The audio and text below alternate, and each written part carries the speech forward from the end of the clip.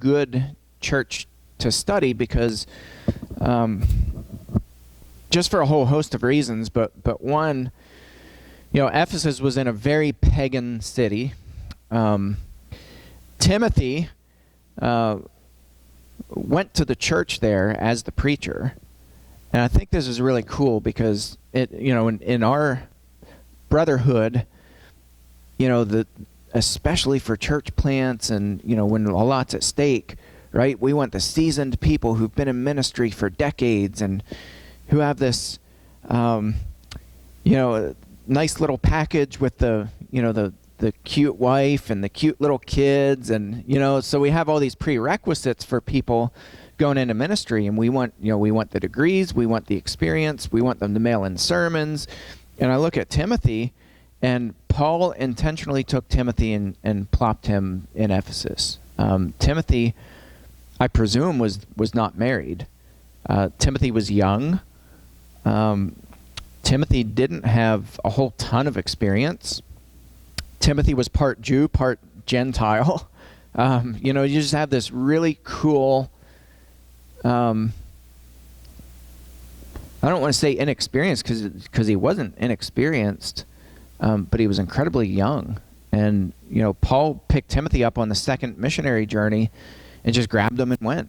So we talked about discipleship and how, we don't do discipleship well. And I thought Bob had a really good point a couple weeks ago, and he said people also have to be willing to be discipled. Timothy went. Paul asked Timothy to go, and Timothy went. We don't see that as much today. Yes.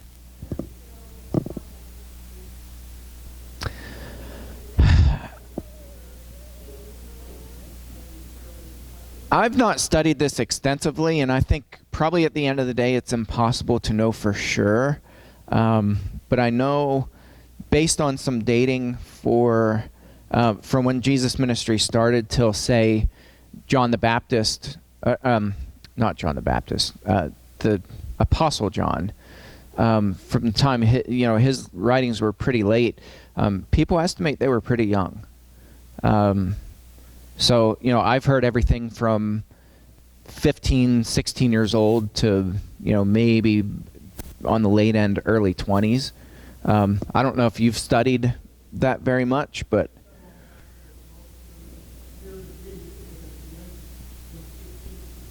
yeah.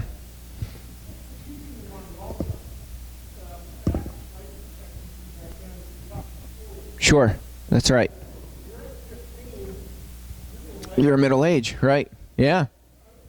Yeah.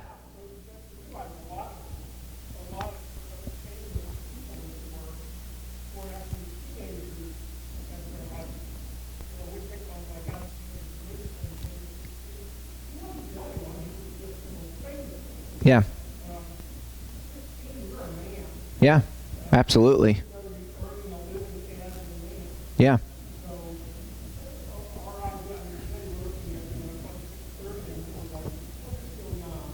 Yeah. Right. Yeah.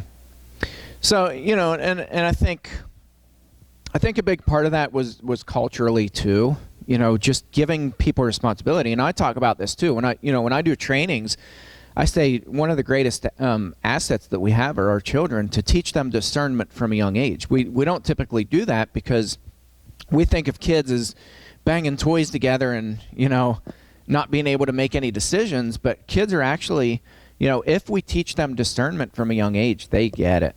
They really get it. And I forget what the percentage is, but kids, the elasticity of the brain and just their willingness or ability rather to learn is something like 300% more efficient than the adult brain.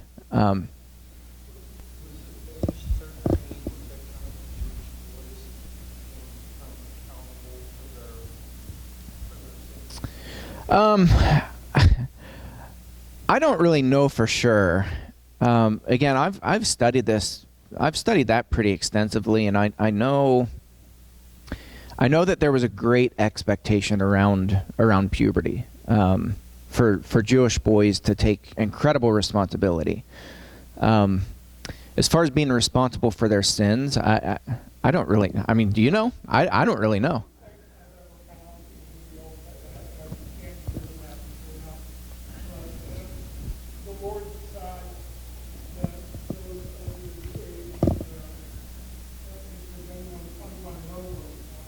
Yeah.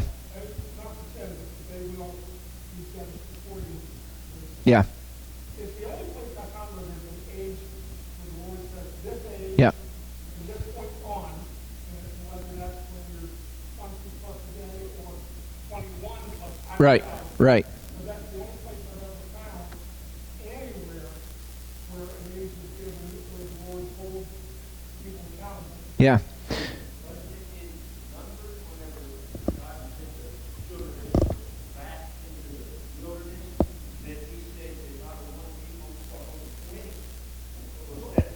Mm-hmm. Yeah, that's what he's referencing. Yeah, yeah. So I'm not positive, and and I agree with that. I mean, that's the only thing that even references somewhat, and I think it's still a little bit vague. But most certainly there was responsibility placed on very young people that, yeah, Timothy. So a lot of people, a lot of scholars predict that he was roughly 13, 14 years old when he went on the mission trail.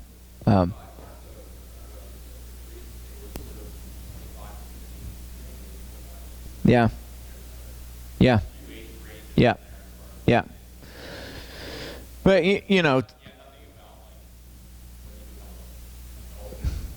yeah. It would, but to me, it doesn't. It's not really a deal breaker because for us, we start discipling our kids from 2 years old when they're walking and talking, and there's this growth, maturity process where we teach our kids how to think and how to discern and how to make wise, informed decisions. So it's not, put your clothes away. Why? Because Dad says so. We give them reasons. We explain things. We attach a why to why they do things, and I think that's really important because that teaches them to be able to discern, to be able to think, to be able to process. We're losing that big time, and quickly with the advancement of the electronic age and instant information. We're losing the ability for the human brain to be able to process and to think. And if you don't believe me, take a big number and calculate it in your brain. We can't do math anymore.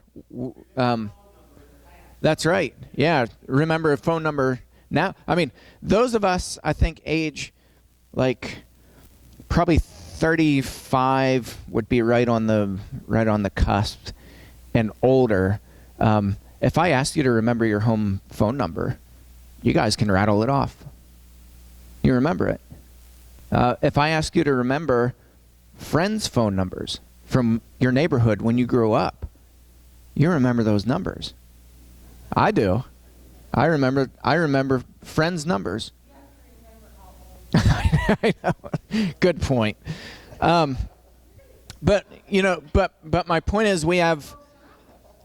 This is across all areas, so this is biblical knowledge. We have quick access to Bible verses, and we can Google anything, and we don't have to memorize scriptures anymore. That ability is being lost big time and quickly, and on and on and on and on. So as we do that, the maturity level decreases, as does the discipleship, the ability to disciple other people. And I think we are seeing that where the age where people mature is more and more and more. The average age now that people get married is what, like late 20s, 27, 28 now. We're seeing this weird curve, and I think the church is in trouble in the area of discipleship especially. My friend Matt Dabbs has written a lot of recent really good articles on this. And he's kind of tracking where the church is is stumbling big time in the area of discipleship. And look at leadership kind of stuff. We're losing this ability to be able to tuck people under our wing and mentor, and because there's a whole bunch of different reasons, but I think Bob hit on a pretty strong nerve where people are not willing to be discipled. But then you have all these cultural influences, and so that's problematic. So as we look at the text, what I want us to do is look at that and say, how do we get back to this? Strip away everything, all the excuses and all that stuff, because we could do this all for the rest of our lives and say, well, the church is doomed, and I don't take that approach. I say, what can we be doing right now? What do we do about it? And the Bible is not this profound mystery that is so convoluted that we can't figure it out. I mean, the answer is pretty plain, I think, and I think it's pretty simple, and it's right in front of us. So we talked about the qualities of overseers the last time. I'm going to start by talking about the qualities. I call them qualities because I think that's a more accurate descriptor than qualifications. These are qualities of servants, of deacons. So we're going to look at that. Verse 8. Keep in mind, Timothy's young. He's in Ephesus. Ephesus is a very pagan city. This is 1 Timothy chapter 3, starting at verse 8. 1 Timothy 3, starting in verse 8. Deacons likewise must be dignified, not double-tongued. What does double-tongued mean, by the way? Yeah. You ever hear anybody talk out both sides of their mouth? Yeah. What's that? Yeah. That's right. Not double-tongued. In other words, saying that they'll do one thing and they do another. Not addicted to much wine. I always thought this was interesting because there's an argument that wine in the first century was not fermented. So this, if that were true, and I've done research into this too, and there's just absolutely no evidence that supports that. But if that were true anyway, this would read, "Don't get addicted to much grape juice." So can you imagine? Like, give me my grape juice. What's that? Yeah, 1 Timothy chapter 3. Yeah, verse 8. So don't be addicted to much wine, not greedy for dishonest gain. They must hold to the mystery of the faith with a clear conscience. We've talked a lot about having this clear conscience before God. Peter talks about that, 1 Peter 3. Pledging a good conscience towards God. Let them also be tested first. Then let them serve as deacons, if they prove themselves blameless. These are servants. These are people who are, I don't want to say just serving, because it's not just. It's an important, serving is it's a vital part of kingdom work. Absolutely vital. But the servants, right, are to be blameless. Blameless. I think everything that he's talking, I don't think he's saying perfect. That's certainly not what Paul's saying. Blameless is people who uphold righteousness. Remember the foundation. This is always important for every verse. If you ever have any confusion about any verse, go back to Psalm 89:14. Righteousness and justice are the foundation of your throne. Steadfast love and faithfulness go before you. Righteousness, doing what's right and what's balanced, right? Using balanced scales. What's moral. Where do we get that plumb line? How do we know if something is plumb? When you know what plumb lines are, right? Throwing something over the edge of the wall and it hangs down, and that determines whether your wall is plumb or not. What's that moral plumb line? Yeah, the Bible, period. That's it. Nothing else. So righteousness, doing what's right, what's honorable, what's noble, being fair, being honest, That's what it means, being blameless. Psalm 89:14. Yeah.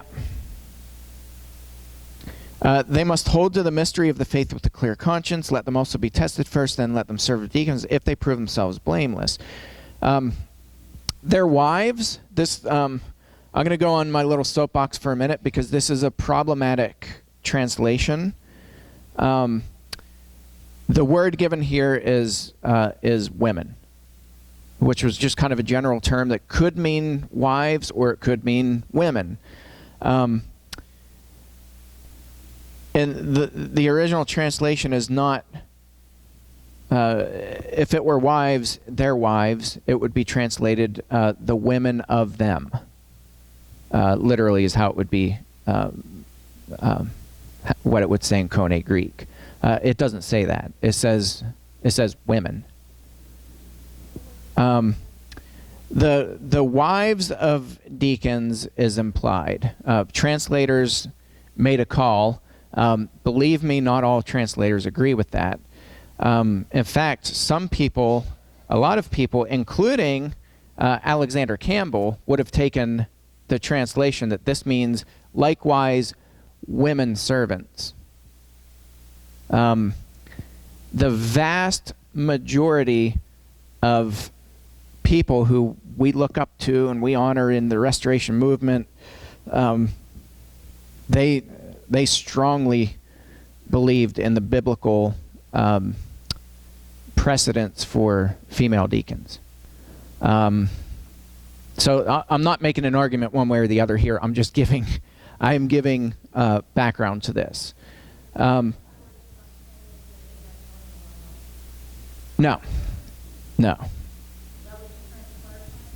No, I'm trying to say that translators translate this as being the wives of deacons, and that's not necessarily what it means. In the original language, it just says women, likewise women,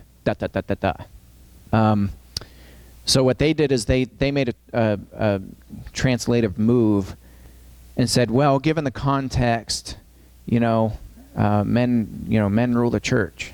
So Paul must have meant the wives of the deacons.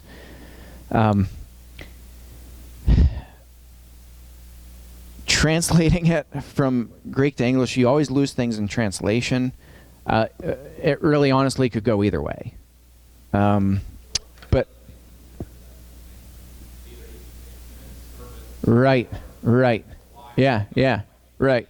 Yeah, just generally women. Yeah. Right. So the question is, does Paul mean women servants, or does he mean? And I mean, here's where I will give my insight just from studying this extensively. I don't have a problem whatsoever with Paul saying women servants. Paul calls Phoebe a deacon of the church. There was no feminine counterpart to diakonos, which is a masculine word. In the first century, there was no feminine counterpart to that. There are other places outside of the Bible where women servants are referred to as diakonos. That's the male form of the verb, the male form of the word deacon. Actually, in the Pliny-Trajan letter, the word diakonos is used for women who are servants in the church. So I don't have a problem with it whatsoever. But again, as far as trying to nail down what Paul meant here, I don't really know. I'm more inclined to think that Paul meant likewise women servants. I'm much more inclined to me that makes more sense than the wives of the deacons need to be because nowhere else in the New Testament do we have a precedent for how the wives of evangelists and apostles and all those people need to behave. It's not existent.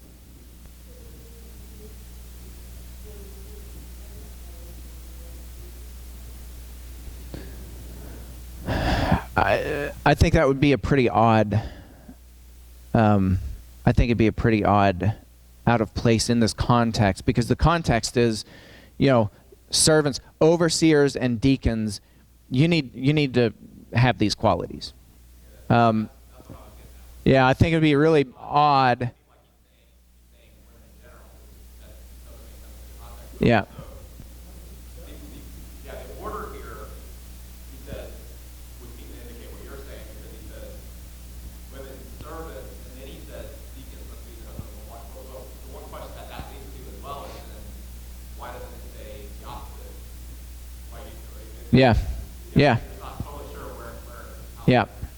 how the order goes. Yeah. But for me, it's not a huge hang up for me at all, because you find, the Galilean women who, without them, Jesus would have starved.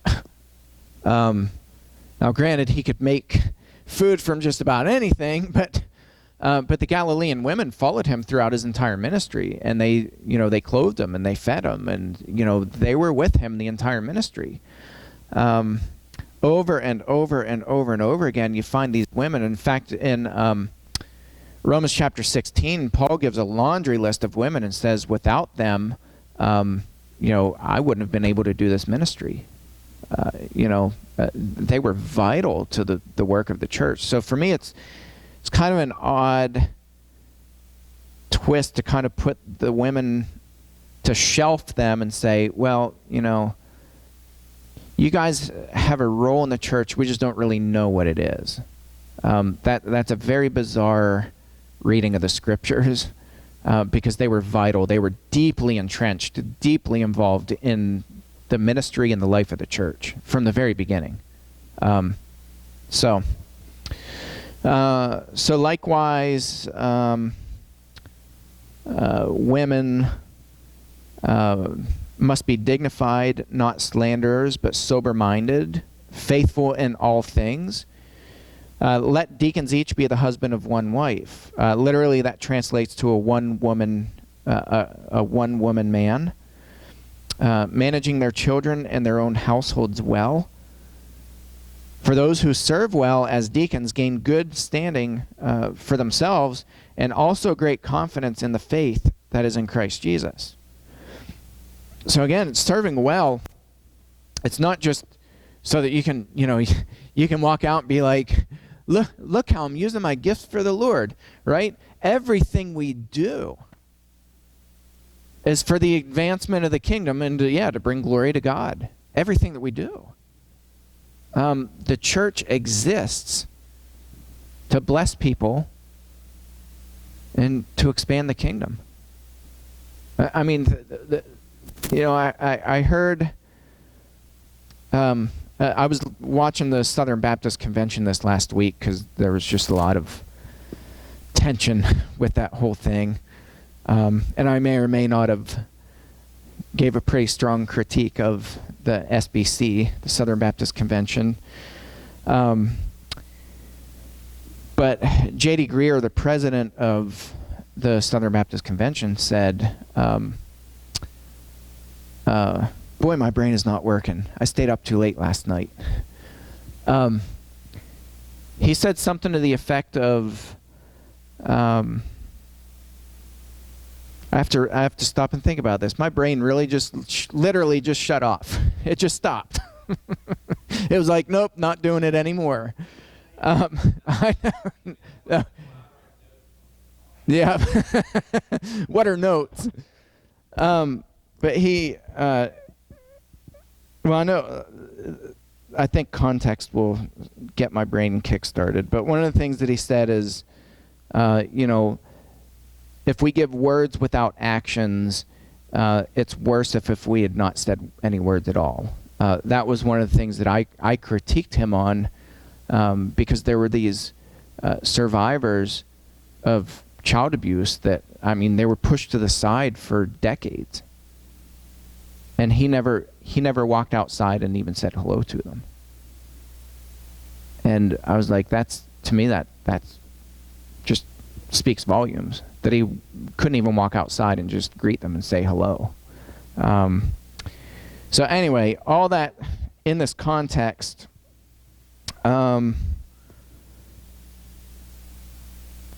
Those who serve well as deacons gain a good standing for themselves and also great confidence in the faith. Everything that we do is for the kingdom. Here's what I know I was going to say. J.D. Greear said, some people complain that by us addressing sexual abuse in the church, that distracts from the church. He said, folks, this is the mission.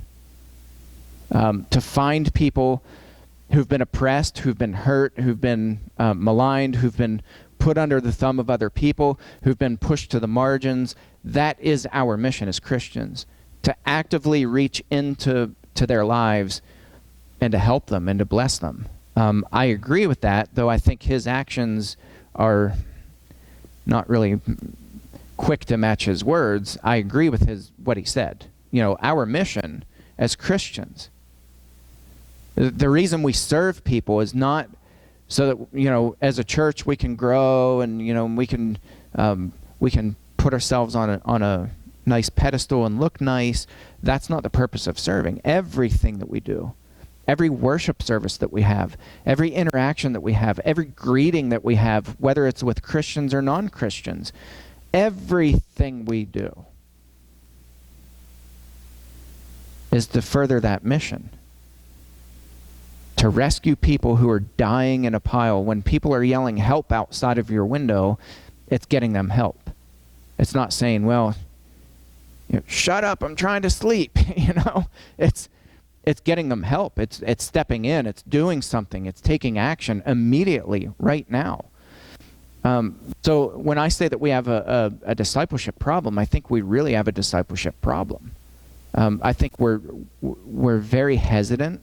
We're very selfish with our time. People are dying all around us, literally, and I think we're like, I think every single day of our lives we ought to be marching out in the streets and finding people who are desperate for help and rescuing them. And that's what the Christians did in the first century. They understood it. They got it. They knew it.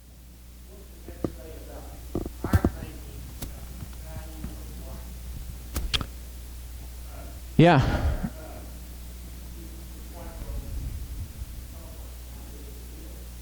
Yeah. Yeah. No, I think I think just about in every aspect we could look out and say, well, we don't value life at the end of the day. We may say that we do, but I mean, pick an issue. Pick a current issue right now. And I think we're devaluing life to where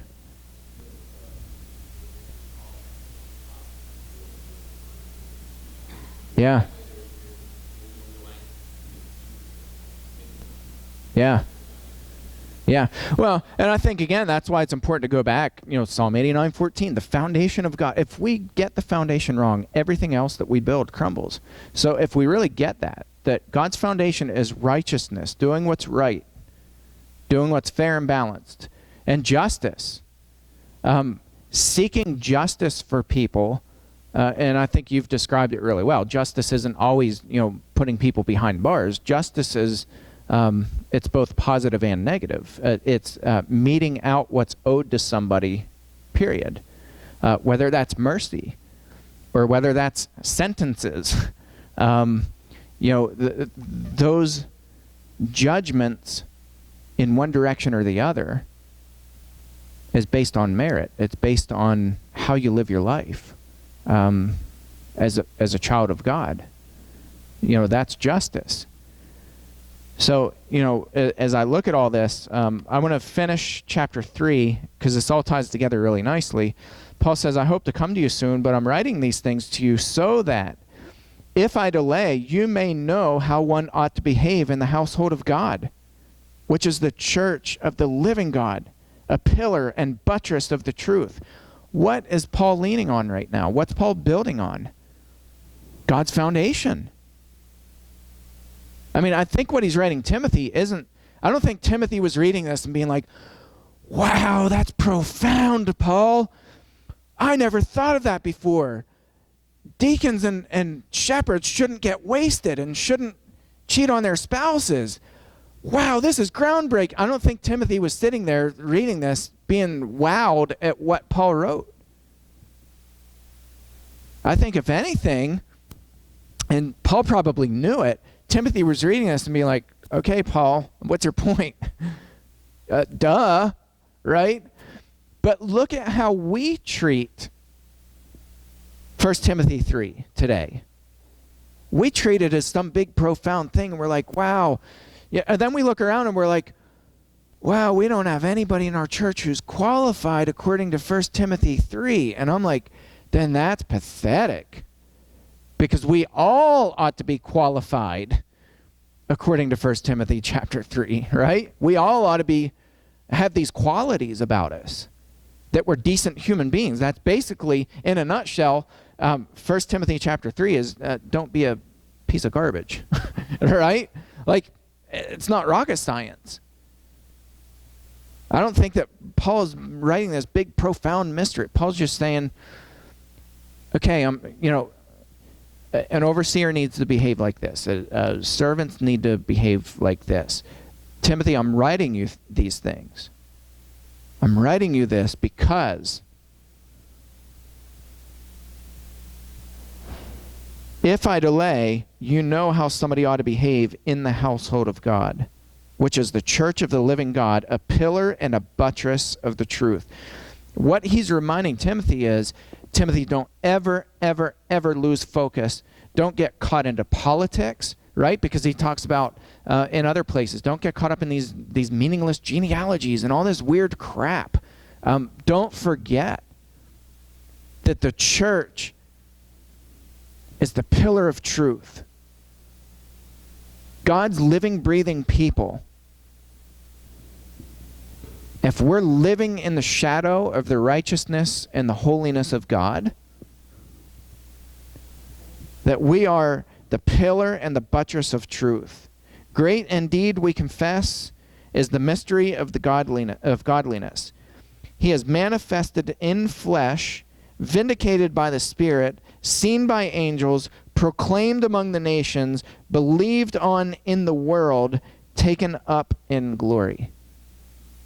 That, what Paul just wrote, how he finished out chapter 3, ought to make the hairs on all of us stand up and fall down flat on our faces, and as Charles says, suck carpet in the presence of God. That's the little statement that took back there. Did Paul write that, or did Paul kind of something was used by people who remember? You mean are you talking about verse 16? I don't really know the genesis of that. Clearly he's citing something. I'll have to dig a little deeper because I don't know what he's quoting. And Paul had a funny way about him because Paul quoted, he often quoted pagans too, and he would Christianize. He would spin those and put a little Christian spin on them. Though I don't think that's what he's doing here. I don't know. Do you know what he was quoting in this verse? I'll have to dig and find out. But clearly he's quoting something in this passage. But yeah, to sum this all up, I think we need this reminder. Not so that we can be like, wow, I never thought of that before. Don't get hammered. Don't mistreat people. Treat your kids well. Gee, why didn't I think of that before? That's not the purpose of 1 Timothy chapter 3, nor is it a checklist. That's why I use the word quality instead of qualifications. This is not to qualify people as they just go and check down through the checklist. What Paul's doing is reminding Timothy, the whole purpose of writing chapter 3 is to say, Timothy, I need to remind you that the church is the pillar of truth, the living and breathing church, which is the bride of the living, breathing God who made all of us. The church is the pillar of truth and the buttress of truth. So you darn well better have people who, first of all, work, and second, are righteous people. Noble, honorable, kind, gracious, righteous, merciful. You better have people serving who are that way, because as the pillar of truth, if you're double-tongued, if you're wasted, if you're drunk, if you're mistreating your children in your home, you're no longer a pillar of truth. You become a mockery of God. So it's just a reminder to Timothy of that. That's his purpose for writing this. All right, we're going to stop there, and we'll pick up in a few minutes. Thank you all.